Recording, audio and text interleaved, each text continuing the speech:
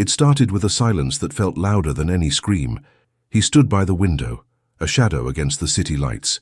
She stood by the door, clutching a file she was never meant to see. The air between them wasn't just tense, it was heavy, electric, and dangerous. He didn't turn around, but his voice, low and rough, cut through the room. "You were hired to organize my life, Elena," he said, "not to uncover the parts of it I buried." She took a step forward, her heart hammering against her ribs like a trapped bird.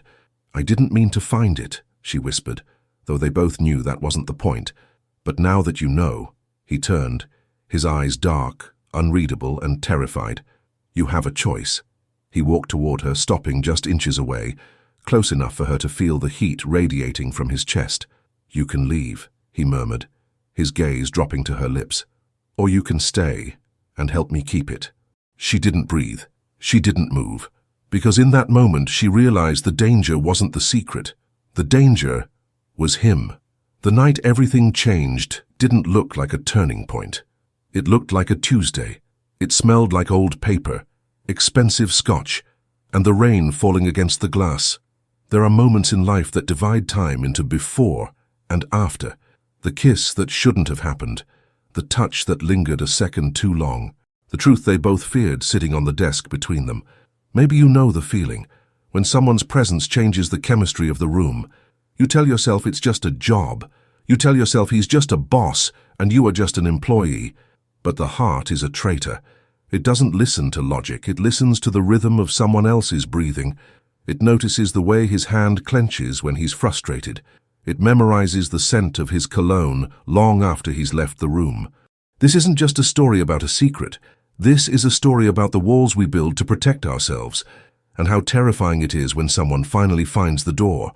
It is about choosing between what is safe and what sets your soul on fire, because sometimes the person you shouldn't want is the only one who understands you.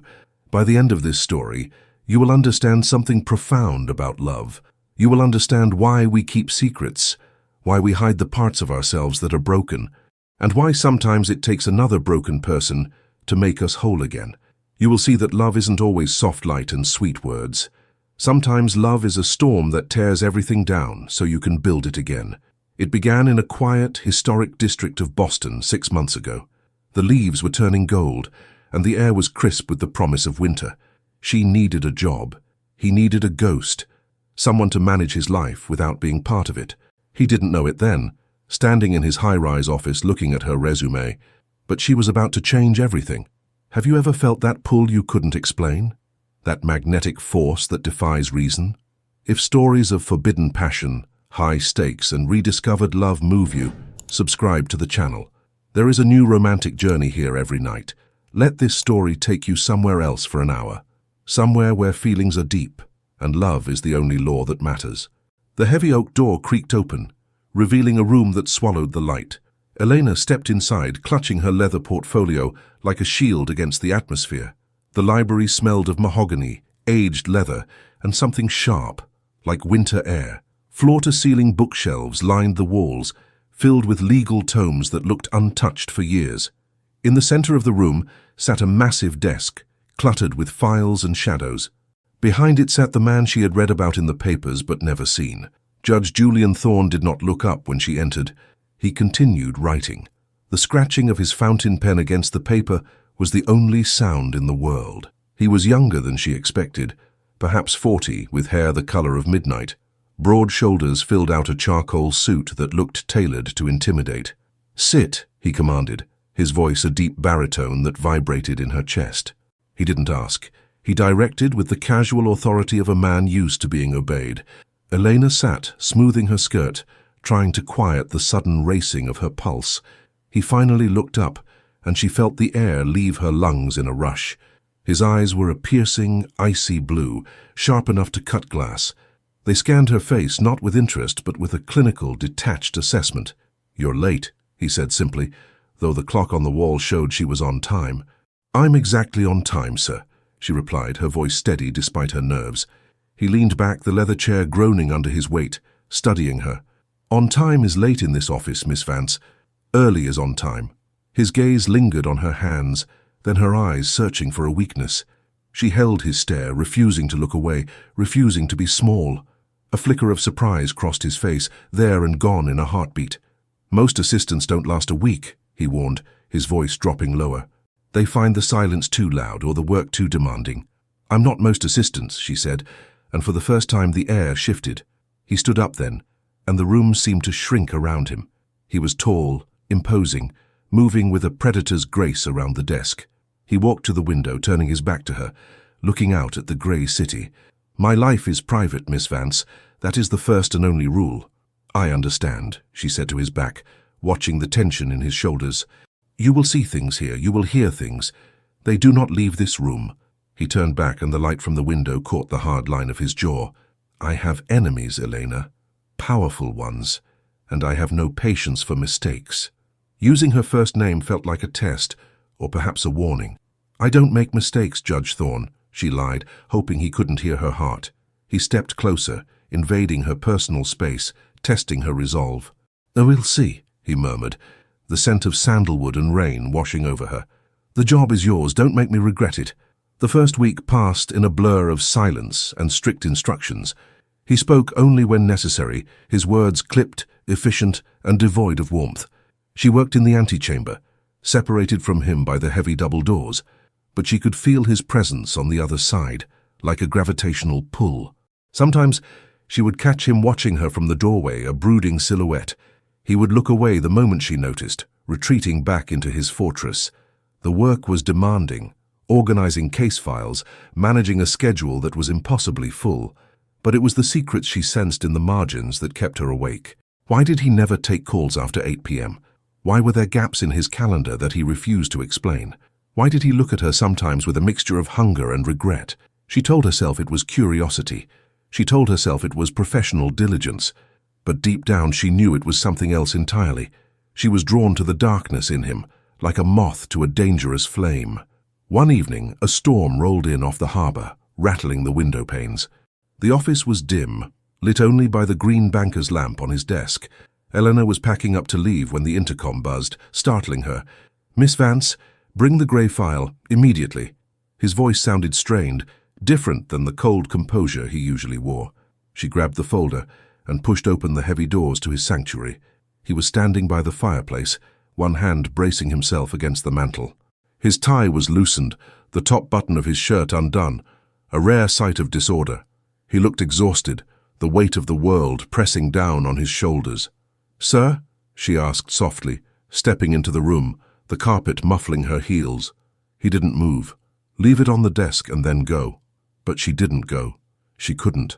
Something in his posture, the curve of his back, screamed of isolation.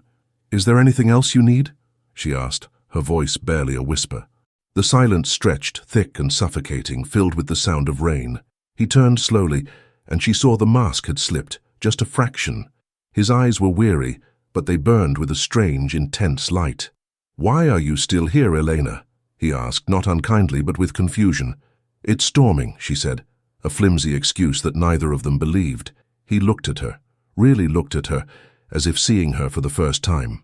He took a step toward her, then stopped, shaking his head as if clearing a fog. "You should go home before the roads get worse." "I'm not afraid of a little rain," she said, holding her ground. A ghost of a smile touched his lips, cynical, sad, and devastatingly handsome. "You should be," he murmured. "Storms have a way of trapping you." "Are we talking about the weather, Judge?" she asked, bold and terrified. He looked at her lips, then back to her eyes, the air charging between them. "Go home, Elena," he said, his voice rough, "while you still can." She left the room, her heart pounding, the memory of his gaze burning her skin. She knew then that this job was going to cost her more than just her time.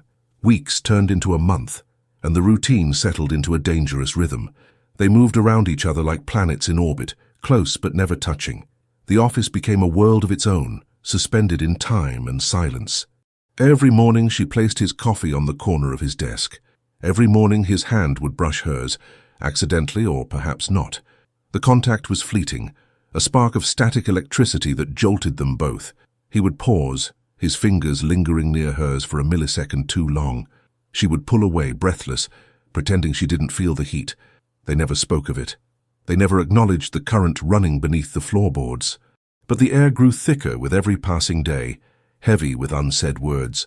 She began to notice the details of him, the things a casual observer would miss, the way he rubbed his temple when a headache was forming behind his eyes, the way his voice softened when he spoke to his elderly mother on the phone. He was a man of contradictions, ruthless in court, yet gentle with old books. And he was watching her, too. She could feel it on her skin. She would be filing papers on the ladder, stretching to reach the top shelf. From the corner of her eye, she would see him pause in his writing. His gaze would trace the line of her back, the curve of her waist. It wasn't a lecherous look. It was something heavier, more profound. It was the look of a starving man watching a feast he cannot touch.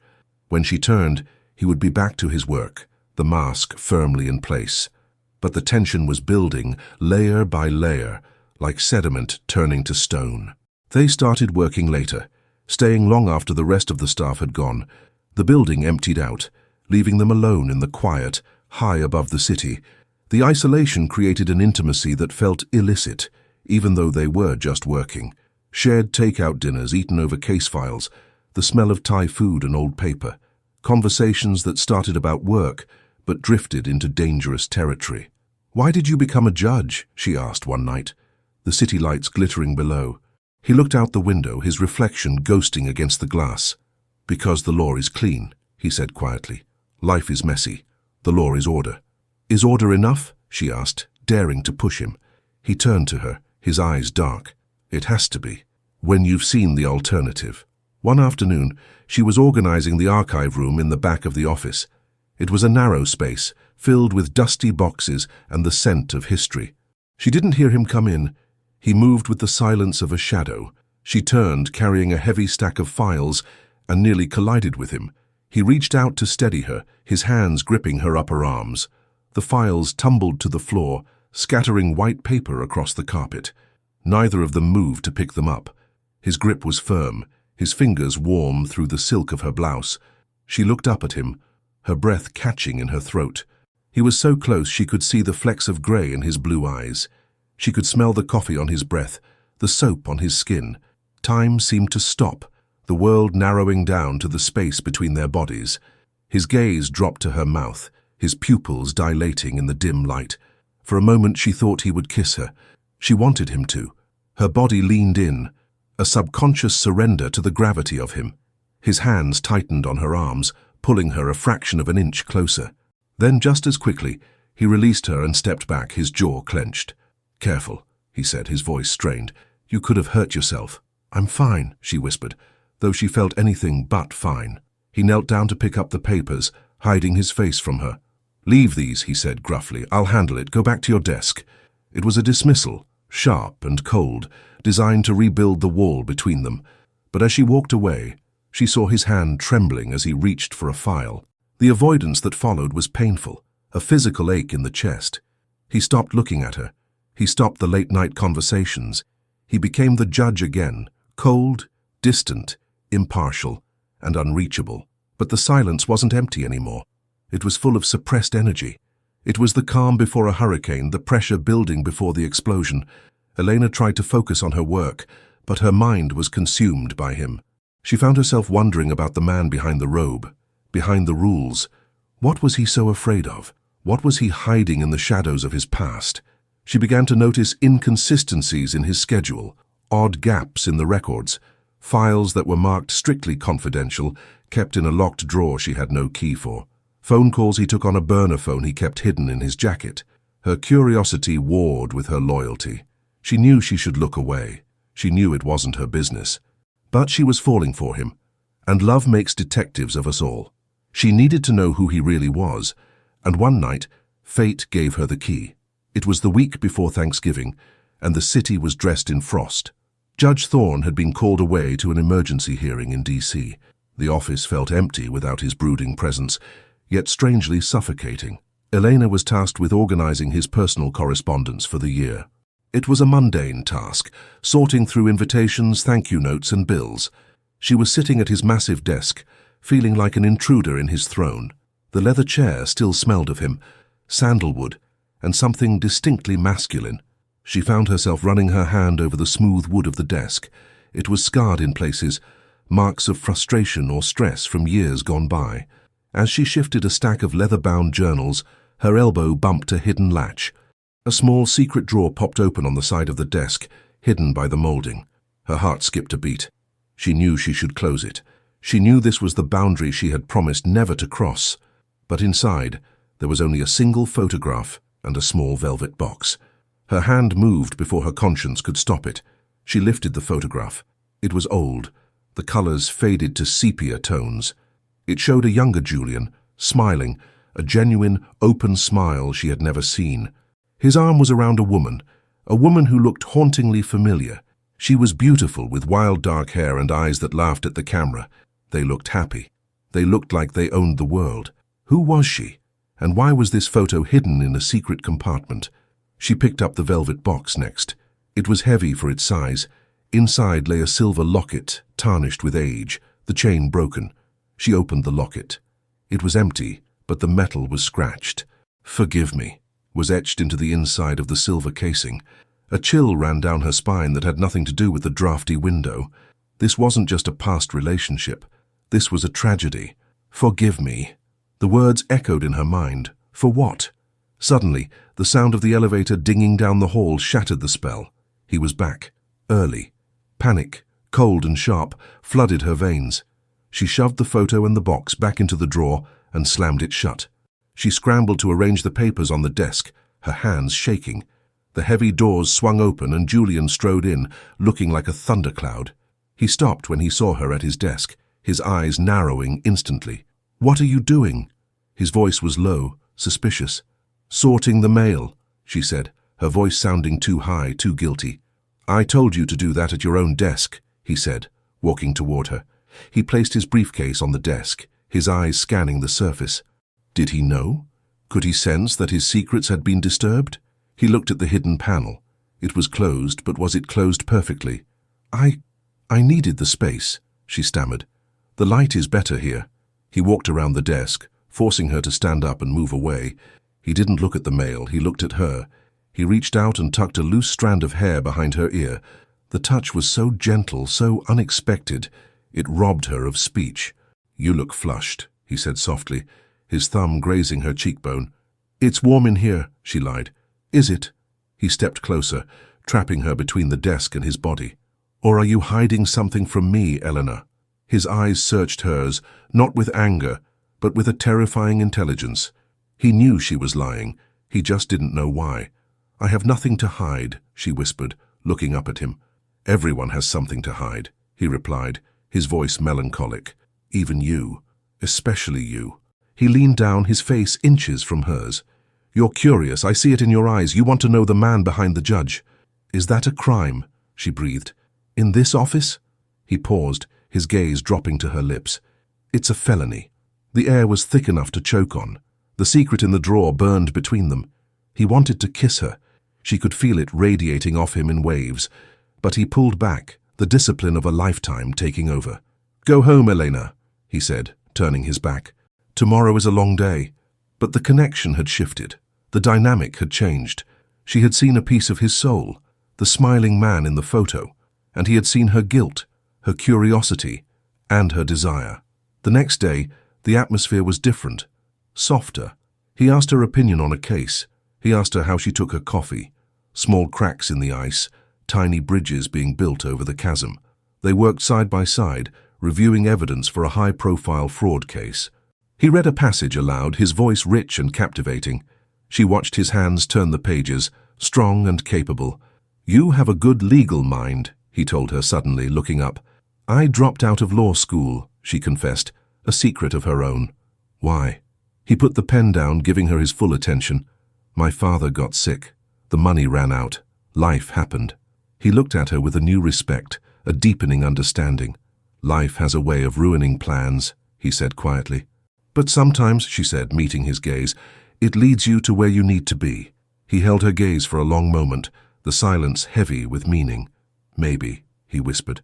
"Or maybe it just leads you into trouble." He wasn't talking about the job. He was talking about them. Winter arrived with a vengeance, burying Boston in 2 feet of snow. The city shut down. The subways stopped running. The roads were closed. They were trapped in the office, the blizzard howling against the glass skyscraper. The building management had turned down the heat to save power. It was late, past midnight. The only light came from the city below and a few candles. Julian had a stash of emergency supplies, whiskey, blankets, protein bars. It felt like the end of the world, just the two of them in a glass capsule. "We're stuck," he said, pouring 2 glasses of amber liquid. He handed her one, his fingers brushing hers, lingering.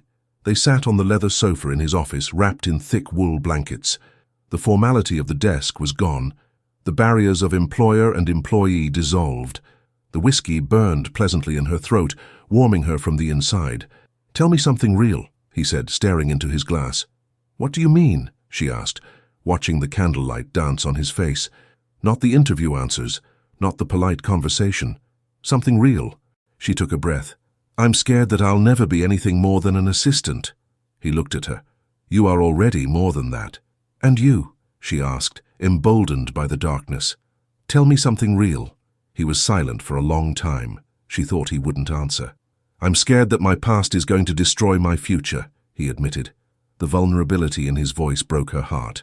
He turned to her, his eyes searching her face in the flickering light. "You shouldn't be here, Elena. You shouldn't be near me." "Why?" she whispered, shifting closer on the sofa.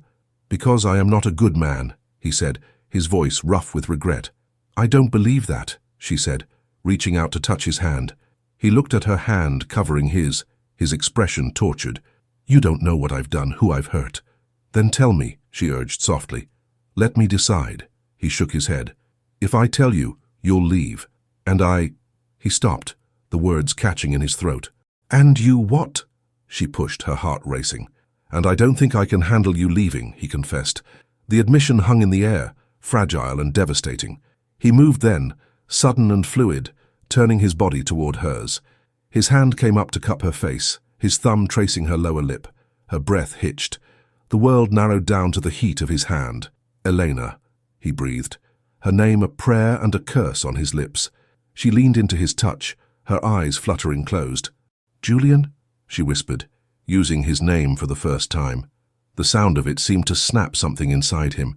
He leaned in, his forehead resting against hers.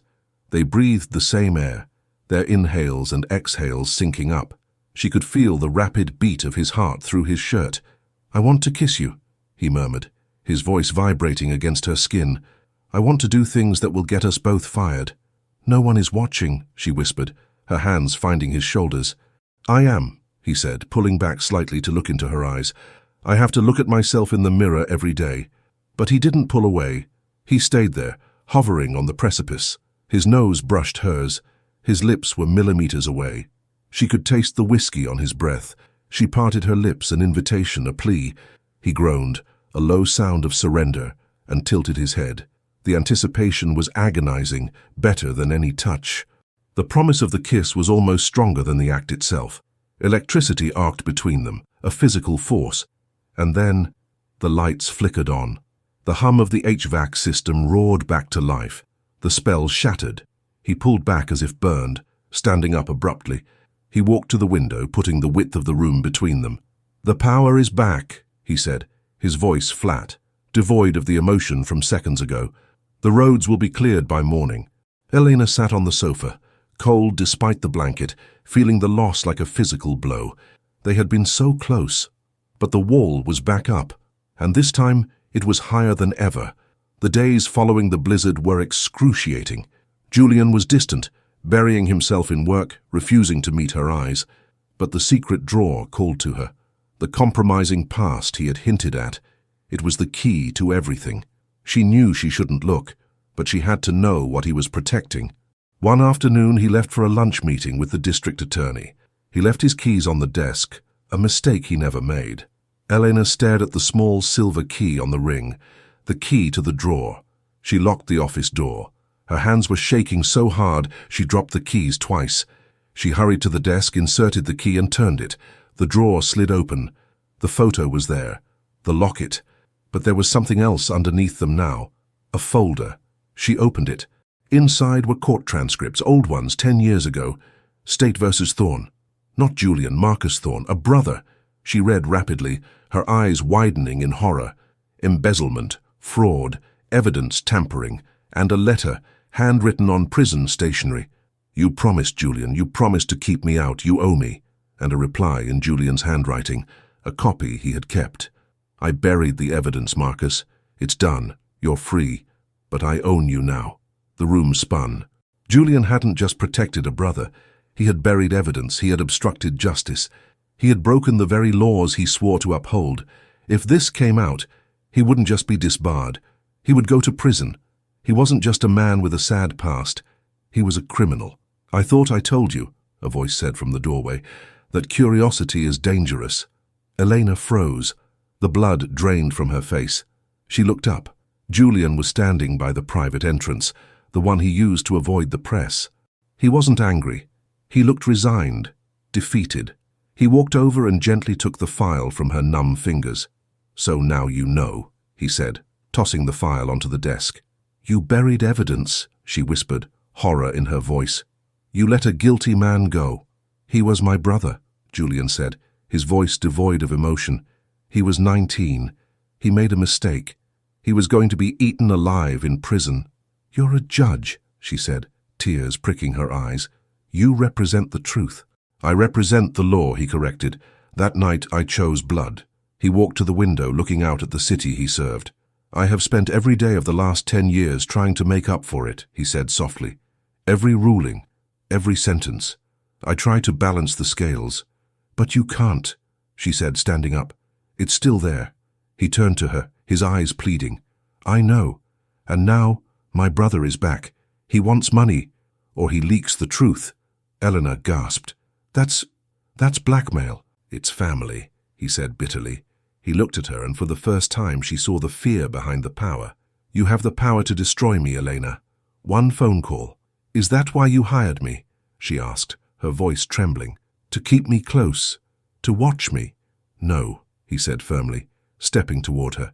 "I hired you because I was drowning, and I needed someone to help me breathe." He stopped in front of her. "I didn't plan on this. I didn't plan on you." "On me? What?" she asked. "On wanting you," he confessed. "On needing you more than I need my reputation." The confession hung in the air. He had committed a crime for love of his brother. Would he commit another for her? Or was she the danger he needed to remove? "What happens now?" she asked. He reached out, taking her hand. His grip was desperate. "Now," he said, "we decide if we are enemies or accomplices." "I can't be an accomplice," she said, pulling her hand away. "Then be my salvation," he pleaded. "Help me fix this." "How?" "Help me find the evidence he's holding. Help me stop him, together." It was madness. It was illegal. It was dangerous. She looked at his face, the face of a man who had carried the world alone for too long. She knew she should walk away, run. But she looked at his lips and the way he looked at her, like she was the only light in the dark. "Okay," she whispered. "I'll help." The pact was made. They were partners now, bound by a dangerous secret. The dynamic in the office shifted from tension to a unified front. They worked late every night, not on cases, but on a strategy to neutralize Marcus. The shared goal dissolved the last barriers between them. They were no longer boss and assistant. They were co-conspirators. One night, after hours of searching through old financial records, exhaustion set in. They were sitting on the floor of his office, surrounded by papers. Takeout boxes were scattered around. His tie was off. Her shoes were kicked aside. They were laughing about something stupid, a typo in a legal brief. It was the first time she had heard him laugh. Deeply. Truly. It transformed his face, taking 10 years off his age. He looked at her, the laughter fading into a soft smile. "Thank you," he said quietly. "For what?" "We haven't found anything yet." "For staying. For not running away when you saw who I really am." "I see who you really are," she said, moving a piece of paper aside. "You're a man who loves his family too much. That's not a crime." "Well, metaphorically." He chuckled, but his eyes remained serious. He crawled closer to her on the carpet. "You are the most extraordinary woman I have ever met, Eleanor." The air in the room changed instantly. The playfulness vanished, replaced by heat. He reached out and touched her hair, letting the strands slip through his fingers. "I have tried to stop this," he murmured. "I have tried to be professional." "I know," she whispered, her heart pounding in her throat. "I'm tired of trying," he said. He leaned in, slow and deliberate, giving her every chance to stop him. She didn't move. She couldn't. She didn't want to. His hand cupped the back of her neck, his thumb stroking her pulse point. He watched her eyes as he closed the distance. When his lips finally brushed hers, it wasn't an explosion. It was a homecoming. It was soft at first, a testing of waters, a question asked and answered. Her lips parted, and he groaned, a low rumble deep in his chest. He deepened the kiss and the world fell away. His other hand found her waist, pulling her flush against him. She wrapped her arms around his neck, burying her hands in his thick hair. He tasted of coffee and whiskey and longing. It was the kiss that had been building for months, in every glance, in every silence. It was desperate and hungry and tender all at once. He pulled her down so she was lying on the carpet, hovering over her. He broke the kiss to look at her, his eyes blown wide with wonder. "Elena," he whispered, as if he couldn't believe she was real.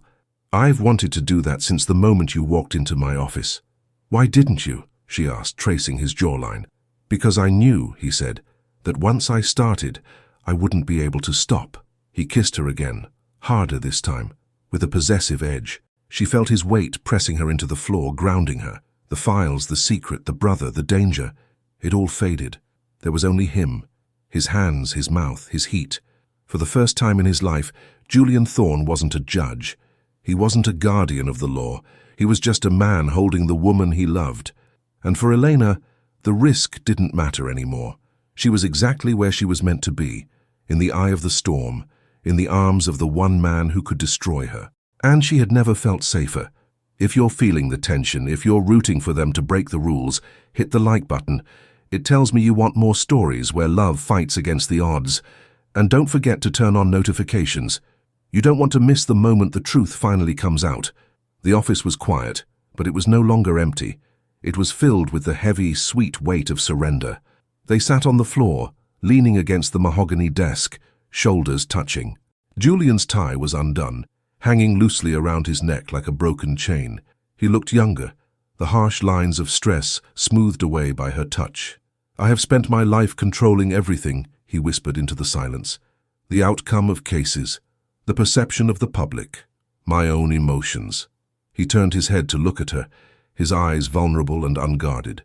"With you, I have no control, and it is the most terrifying freedom I've ever known." Elena took his hand, intertwining her fingers with his. "You don't have to carry the world tonight, Julian," she said softly. "Just be here. Just be the man, not the judge." He brought her hand to his lips, kissing her knuckles with reverence. "I don't know if I remember how to be just a man," he confessed. "Then let me remind you," she answered, leaning her head on his shoulder. Outside, the city slept, unaware that in a high-rise tower, a fortress had fallen. He closed his eyes, exhaling a breath he seemed to have been holding for years. For the first time, the silence wasn't a void to be filled. It was a shelter, a place where they could simply exist. He wasn't thinking about the law, or his brother, or the blackmail. He was thinking about the scent of her hair, jasmine and rain. He was thinking about the warmth of her skin against his. He realized that power wasn't sitting behind a bench. Power was this, the ability to let go, to fall, and trust that someone would catch you. They left the office under the cover of darkness, escaping the world. His apartment was cool and modern, a place of glass and shadows. It felt lonely, a museum of a life rather than a home. But when she stepped inside, the atmosphere shifted, warming instantly. He didn't turn on the overhead lights. The glow of the city was enough. He led her to the window, looking out at the skyline one last time. Then he turned to her, and the rest of the world disappeared. He touched her face as if he were blind and trying to memorize her features. His thumb traced the line of her jaw, the curve of her throat. "Are you sure?" he asked, his voice rough with restraint. "I have never been more sure," she whispered, stepping into him. He kissed her then, not like before, but with a slow, deliberate worship. They moved together in a rhythm that felt ancient, instinctive. Clothes were shed like old skins, leaving them bare and honest. The air in the room grew thick, charged with the static of touch. Skin against skin, a contrast of textures, a harmony of heat. He lifted her, carrying her to the bedroom as if she were precious glass. The sheets were cool, but his body was a furnace. There were no words left to speak. Language had become obsolete. Every touch was a confession. Every breath was a promise. He moved over her, his eyes locking with hers, refusing to look away. This wasn't just physical, it was a reclaiming of his soul. In her arms, he wasn't the corrupt judge or the protector of secrets. He was just Julian, and she was the only witness that mattered. The night blurred into a series of sensations, soft sighs, tangled limbs, the beat of two hearts sinking in the dark. They fell asleep, wrapped in each other, a tangle of trust and desire. For one night, the ghosts of the past were silent. Morning light broke through the curtains, sharp and unforgiving. Elena woke to the smell of coffee and the sound of a one-sided argument. She sat up, pulling the sheet around her, the cold reality rushing back in. Julian was standing by the window, fully dressed, his phone pressed to his ear. His back was rigid, the tension returned tenfold. "I said no, Marcus." "It's over," he hissed into the phone. There was a pause, and then Julian's hand clenched into a fist against the glass. "Don't you dare threat—" He stopped, listening, his posture collapsing slightly. "Fine, noon. But this is the last time." He hung up and turned around, startling when he saw her awake. The softness from the night before was gone, replaced by a wall of ice. "You need to leave," he said, his voice flat and distant. "Julian?" she asked, hurt flickering in her chest. "What happened?" "My brother knows," he said, walking past her to grab his keys. "He knows about you. He knows you're my weakness." He stopped at the door, refusing to look at her, afraid he might break. "He threatened to hurt you if I don't pay him double." Elena scrambled out of bed, grabbing her clothes. "We can go to the police." "No!" he shouted, spinning around, his eyes wild. "If we go to the police, I go to prison. And you get dragged down as an accomplice." "I don't care," she cried. "I care about you." "That is exactly why you have to go," he said, his voice breaking. "I can handle my life being destroyed. I cannot handle yours being collateral damage." He walked over to her, grabbing her shoulders, shaking her slightly. "You are fired, Elena. Get out. Go back to your life." "You don't mean that," she whispered, searching his eyes for the man she held last night. "I have never been more serious," he lied, his heart shattering with every word. "Leave, before I make you regret ever meeting me." Elena left, but she didn't go home. She went to the one place he wouldn't expect, the courthouse. She waited in the back of his courtroom, hidden in the gallery shadows. She watched him take the bench, his face a mask of impartial stone. He looked tired, hollowed out, a man walking to his own execution. The noon recess came. The courtroom cleared. She knew he was meeting Marcus. She knew she had to stop him from paying. She ran to his chambers, bursting through the doors without knocking. Julian was there, opening the safe, pulling out a stack of cash. He looked up, shock and anger warring on his face. "I told you to leave," he roared. "And I don't take orders from men who are about to ruin their lives," she countered. "Elena, you don't understand. I understand that you are choosing fear over freedom," she shouted. "If you pay him, he owns you forever. You will never be free. We will never be free." "I have no choice." He slammed the safe shut. "Yes, you do." She walked up to him, placing her hand on his chest. "Tell the truth. Turn yourself in. Expose Marcus. Expose yourself." He looked at her as if she were insane. "Destroy everything I've built?" "It's already destroyed, Julian. It's built on a lie." She looked deep into his eyes, holding his gaze with fierce love. "I fell in love with the man who wants to be good. Be that man." "If I do this," he whispered, tears standing in his eyes, "I lose everything. My career, my reputation. But you keep your soul," she said softly. "And you keep me." He stared at her, the silence stretching, the weight of the decision crushing him. Then the door opened. A man walked in, scruffy, arrogant, wearing a smirk. "Marcus." "Touching," Marcus sneered. "Now where's my money, little brother?" Julian looked at the money. Then he looked at Marcus. Then he looked at Elena. He took a deep breath, and for the first time in 10 years he stood tall. He picked up the phone on his desk and dialed a 3-digit number. "Security," he said into the receiver, his voice steady. "And call the district attorney." He looked at his brother, whose smirk had vanished. "I have a confession to make." The scandal was the talk of Boston for months. The judge who judged himself. The headlines were brutal. Julian resigned in disgrace. He was disbarred. He faced charges, a public trial, the humiliation of his secrets laid bare. But he didn't face it alone. Every day in court, sitting in the front row, was Elena. She was his anchor when the waves threatened to pull him under. His testimony was the evidence that finally put Marcus away for good. Because Julian cooperated, and because his crime was under duress years ago, the sentence was lenient. Probation, community service. A career ended, but a life spared. 6 months later. The snow had melted, and the spring air was full of new beginnings. Elena sat on a bench in the public garden, watching the swan boats. She heard footsteps approaching, heavy, familiar, steady. She didn't turn. She knew who it was by the rhythm of her own heart. Julian sat down beside her. He wasn't wearing a suit. He wore jeans and a sweater, looking like a man who had finally exhaled.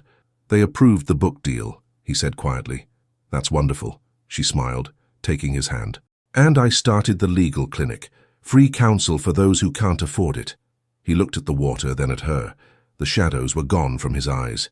"I have nothing to offer you anymore, Elena. No title, no power, no wealth." She laughed, a sound that was bright and free. "You have the only thing I ever wanted," she said. "What's that?" he asked, bringing her hand to his lips. "You have the truth, and you have me." He leaned in, kissing her under the open sky, in front of everyone. No secrets, no hiding, no shame. "I lost the world," he whispered against her lips, "but I found my life." The camera pulls back, leaving them there. 2 small figures in a big city, imperfect, scarred, but finally, completely free. Some loves don't follow the rules. Some loves require us to burn down who we were to find out who we are. Julian and Elena found their truth in the wreckage. What about you? Have you ever had to choose between what was easy and what was right? If this story moved you, if you felt the storm and the silence, leave a comment below. Tell me what you would have done in his place, and make sure you are subscribed, because tomorrow night the lights go down again, and a new story begins. Some stories never truly end. They just echo in the heart. Good night.